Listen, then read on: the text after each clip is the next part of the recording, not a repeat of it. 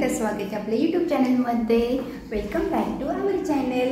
चला आता सकाळीच मी चहा घ्यायला लागले आहे, कारण की ना थोडी थंडी पण वाढलेली आहे। सकाळ संध्याकाळ थोडी थंडी वाजते आणि दुपारची नसते।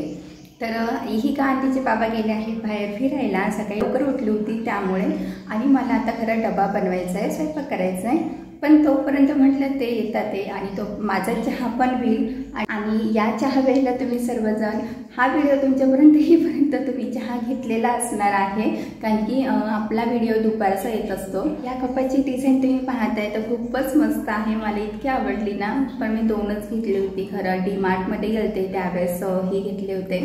आणि मला अजून कप सेट घ्यायचे आहेत। जर कोणी रिलेटिव्स आलेत आपल्याकडं किंवा यांच्या कंपनीमधले जर फ्रेंड्स वगैरे आले तर तसा माझ्याकडे सेटच नाही आहे। मग आणि तुम्ही मागच्या व्हिडिओमध्ये पाहिलंच असेल की माझ्याकडं ग्रीनिश ब्लू कलरचा एक कॉफी मग आहे, तर तो एकच होता, त्यामुळे ना हे 2 कप घेतले। आता मला याच्यापेक्षा छोटेसे कप घ्यायचे आहेत आणि छान वाटतात, आता ट्रेडिंगला आहे ते छोटे कप, त्यामुळे म्हटलं आता डीमार्टमध्ये गेले ना तर मी नक्की घेऊन येणार आहे। चला तोपर्यंत तर चहा घेते आणि तुमच्याबरोबर मला सकाळचं वातावरण पण शेअर करायचं आहे।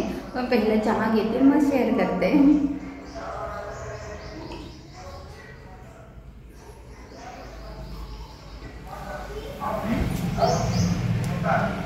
आले आले आले आले आले आले तर सकाळचं वातावरण असं आहे इकडे।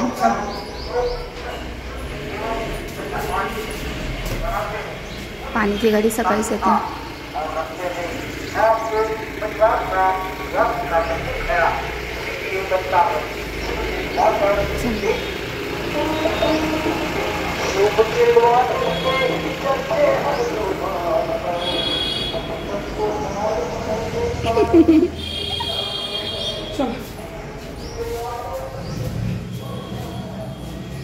या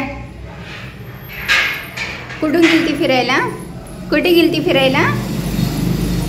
जस्ट माझी एक्सरसाइज करून झालेली आहे आणि सकाळी मी चहा पिले होते, त्यानंतर ना मग डबा करणं, स्वयंपाक करणं यामध्ये 2-3 तास गेले बाकीचे काम उरकेपर्यंत, आणि त्यानंतर मग मी एक्सरसाइज केली आहे। गॅप होता, चहा पिल्यानंतर लगेच मी एक्सरसाइज केली नाही, आणि तेवढा पण माझ्याकडे वेळ नाही की मी सकाळीच एक्सरसाइज करेल, आणि त्यासाठी माझा प्रयत्न चालू आहे मी लवकर उठावं, पण माझ्याकडून ते होत नाहीये। आणि तरी 4-4:30ला उठलं तर खूपच छान असतं, तो ब्रह्ममुहूर्त असतो, पण शक्यच नाही होते माझं त्या टायमिंगला उठणं। बघूया, माझा प्रयत्न चालू आहे, ट्राय करते मी उठण्याचा, पण इतके दमते ना, दिवसा झोप नसते, आणि दिवसा झोपणं तरी चांगलं नाहीये, पण दिवसात झोप नसते, काम असतं, त्यानंतर परत संध्याकाळी पण उशिरा झोपते, ज्यावेळेस झोपते त्यानंतरच आम्हाला झोप येते, मग ती पण 11, 11:30, 12 वाजवते कधी कधी, आणि नंतर मग रात्रीची एवढी झोप होत नाही, बॉडीला जेवढी झोप हवी तेवढी झोप होत नाहीये, मग त्यामुळे उशिरा उठते। पण माझा प्रयत्न चालू आहे, मी नक्कीच 4-4:30ला उठणार आहे, पण ते तुमच्यावर नक्कीच शेअर करेन ज्यावेळेस उठेल त्यावेळेस। लग्नाआधी तरी मी उठायचे, बँकॉकला असताना लवकर उठायचे, पण आता ते शक्यच होत नाहीये, कारण की तेवढ्याच जबाबदाऱ्या आलेल्या आहेत, जे कामं पण तेवढे आलेले आहेत आपल्यावर, मग ते होत नाहीये, पण ट्राय करत राहायचं आपण। तर आणि आता इहिकाला थोडंसं खेळवते, माझं बाकीचे काम आहेत ते आपले घरातले ते उरकून घेते, आणि इहिका बरोबर थोडं खेळते, वरती टेरेसवर नेते खेळायला, कपडे वगैरे वाळत टाकते, तो पण तिच्यावरती खेळत असते, आणि त्यानंतर जरा दमली का मग तिला झोपवून मग माझे बाकीचे कामं करणार आहे। चला आता मग आवरून घेते, नंतर बोलते। तर त्या दिवशी मी हरभरा घेतलेला, निवडून ठेवला होता आणि डब्यामध्ये भरला होता, खरं प्लास्टिकच्या डब्यामध्ये, तर ह्या डब्यात मी भरून ठेवलेला। थोडंसं पाणी त्याला सुटायला लागलं, ओलसरपणा वाढायला लागला होता, मग आता ताटामध्ये सुकवायला ठेवलं होतं। आता हे काय करणार आहे मी, भाजणार आहे गॅसवर, तर कढई त्यासाठीच काढलेली आहे, तर तेवढं आता भाजून मग ते खाणार आहोत, म्हणजे आणि खराब पण होणार नाही आहे। आली ही का, आम्ही कधी मगाशी उठलेलो आहोत, हो ना? वर बसायचं आहे, बरं थांब 2 मिनिट आता।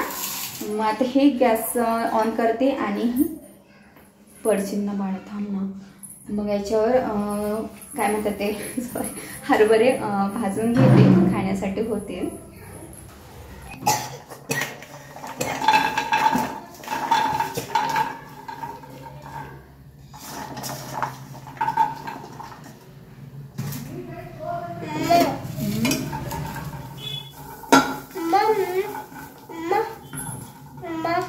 तर हरभरे छानपैकी भाजून झालेले आहेत. आता हरभरे खातो आम्ही आणि तिला पण थोडासा मी सकाळी हिरव्या मुगाची भाजी केलेली, तर चपाती आणि भात खाऊ घालते. उठलेली आहे म्हटलं तर चला. आणि हे आहेत हरभरे, थोडेसे हरभरे मी भाजून घेतलेले आहे आणि काही हरभरे आता भाजायला ठेवले आहेत. एकदम टाकलं ना तर भाजत नाही पटकन, मग खूप वेळ लागतो ना. आणि म्हटलं चला आता थोडे थोडे करूनच आपण भाजून घेऊया. आणि ही का पण खेळतेच आहे, तर आता म्हटलं चला ती खेळते तोपर्यंत भाजून होईल आणि जेवण वगैरे करायचे. तिला पण भूक लागलेली आहे आणि तिला आता थोडेसे हरभरे दिले आहेत खायला, मग ती आता हरभरे खाते तोपर्यंत हे होऊन जाईल आणि आम्ही जेवण करून घेऊ.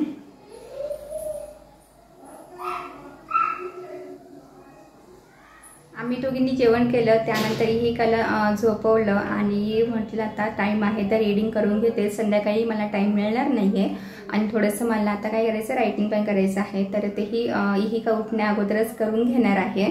आणि रीडिंग यासाठी करायचं की आपण कितीही वयाने वाढत चाललो, कितीही आपण म्हणतो की एज्युकेशनपासून आता दूर आहोत, पण नाही, जीवनात एखादं तरी पुस्तक वाचत राहिलंच पाहिजे. रोज रोज एक एक पान वाचलं पाहिजे. त्यासाठी रीडिंग करणं खूप गरजेचं आहे. इथे तुम्हाला स्क्रीनवर एक फोटो टाकते माझ्याकडे जे पुस्तकं आहेत ते वाचलेली, तिथे तुम्हाला नक्की समजेल मी कोणकोणते वाचलेले आहे. आणि एक पुस्तक की त्याचा फोटो माझ्याकडे नाही आहे, कॉलेजला असताना मी वाचलेला. ते बुक म्हणजे मृत्युंजय, ते कर्णाची गोष्ट आहे पूर्ण. तर शिवाजी सावंत आय थिंक लेखक आहे त्याचे. जर चुकलं असेल तर मला माफ करा. लेखक कोण आहे मी परत एकदा चेक करते आणि स्क्रीनवर तुम्हाला दिसेल लेखकाचे नाव. तर ती कादंबरी आहे, खूपच मोठी होती, तीही वाचून झालेली आहे. टायमिंगला व्हॅल्यू दिली तर नक्कीच तो टायमिंग आपल्यासाठी युजफुल ठरतोच पुढे लाईफमध्ये. म्हणून तुमच्या टायमिंगला तुम्ही व्हॅल्यू द्या. असं नाही की आला टायमिंग गेला असं करू नका. एक एक सेकंद खूप महत्त्वाचा आहे आणि त्याचे फायदे पुढे तुम्हाला आयुष्यात नक्कीच येणार आहे.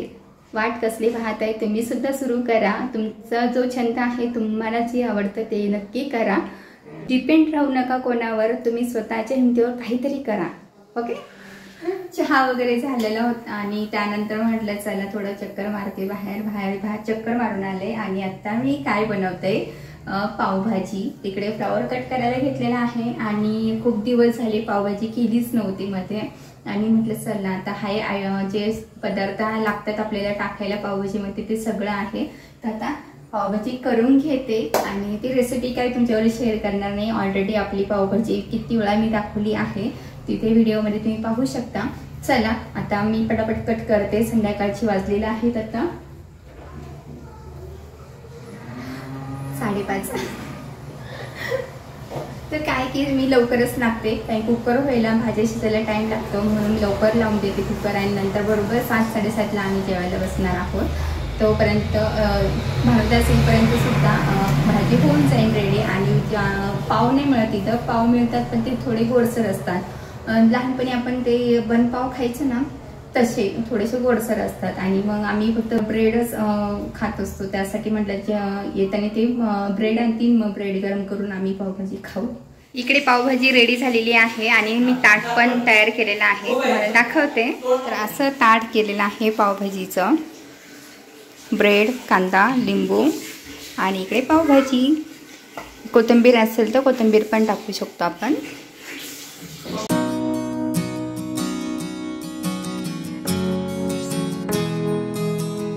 खूपच भारी पावभाजी झाली होती आणि संध्याकाळी लवकर उरकले. सो माझ्याकडे भरपूर टाईम होता आणि जे मी ऑनलाईन प्रॉडक्ट मागवले होते ते यूज करून पाहूया. आणि ज्या ठिकाणी मला यूज करायचे ती प्लेस ड्राय झालेली होती, तर हीच योग्य वेळ आहे. चला तर मग केली सुरुवात. आता तुम्हाला दाखवते ते बिफोर प्रॉडक्ट यूज केलेल्या क्लिप्स आहेत आणि आता मी यूज केलेले प्रॉडक्ट तुम्हाला दाखवते. हे बाथरूममध्ये जो नळ आहे ना, पाण्याचा उकळ येऊन हार्ड स्टेन झालेले आहे, तर तेथे मी थोडंसं मारून पाहते. छोटे छोटे स्पॅचमध्ये मारून पाहते ते इफेक्टिव्ह होते की नाही. तर इथे स्टाईलवर सुद्धा मारलेला आहे आणि हे कडप्प्यावर सुद्धा मारलेला आहे. व्हाईट स्टेन आहेत ना, ते कितीही तुम्ही त्याला घासणीने घासा, ब्रशनी घासा, रोज जरी घासले तरी ते निघत नाही आहे. त्याचे डाग पांढरे दिसतात, कारण की बोरिंगचं पाणी असल्यावर हे प्रॉब्लेम सगळीकडेच तुम्हाला पाहायला मिळेल. तुमच्याही घरात तसंच असेल. तर मी ही ट्राय करून बघते की किती इफेक्टिव्ह असू शकते. तर इथे थोड्या घासणींनी सगळी पसरवून दिलेला आहे आणि नळ आहे किचनमध्ये, तो हा पण तो बघा कसा व्हाईट डाग पडलेला आहे. तर एका नळाला मी यूज करून पाहणार आहे, मग तुम्हाला तो इफेक्ट जाणवेल. स्टीलचे नळ असेल ना तर हमखास त्याला डाग पडतातच आणि जे पाण्याचा जो प्रेशर आहे तो सुद्धा कमी होतो. आतल्या बाजूने सुद्धा खूप क्षार साचले जातात, तर वरच्या बाजूने सुद्धा खूप डाग पडतात. रोज आपण त्याला घासतो, भांडे घासल्यानंतर रोज क्लीन करत असतो, पण तेवढा काही फरक पडत नाही. तर म्हटलं चला हे लिक्विड आहे ना, हे सोल्युशन आहे ते यूज करून पाहूया. तर इथे आता मी यूज करते आणि नंतर तुम्हाला दाखवेल. हे लिक्विड टाकल्यानंतर काही वेळ म्हणजे 15-20 मिनटं मी असंच ठेवेल. बरोबर 20 मिनटं झाले आहेत आणि याला घासणीने घासून पाहते, कारण की हार्ड स्टेन आहे. जे डाग आहेत ते खूप हार्ड आहे, ते लवकर काही निघणार नाहीत असं मला वाटतात. मी खूप वेळ झाले घासते पण काही फरक पडत नाही. आता पाणी टाकल्यानंतर तुम्ही पाहू शकता की एवढे डाग निघालेले नाही आहे आणि हे स्टेन काही लवकर निघण्यासारखं नाही आहे. त्याला रोज तरी हे लिक्विड वापरून घासावं लागणार आहे. आणि वरती स्टाईलवर तुम्ही पाहताय ना, तिथे सुद्धा मी घासणी फिरवते आणि हे तर खूपच हार्ड आहे. रोज मी घासणीने घासत होते, ब्रशनी करत होते, तरीही हे डाग पडलेलेच आहेत. आता यांनी तर किती फरक पडतो माहीत नाही आहे, पण ठीक आहे, पाहूया आफ्टर यूज प्रॉडक्ट काय रिव्ह्यू आहे. आता सध्या इथे मग घासून पाणी वगैरे टाकून देते, मग बघूया इफेक्ट काय होतो तो.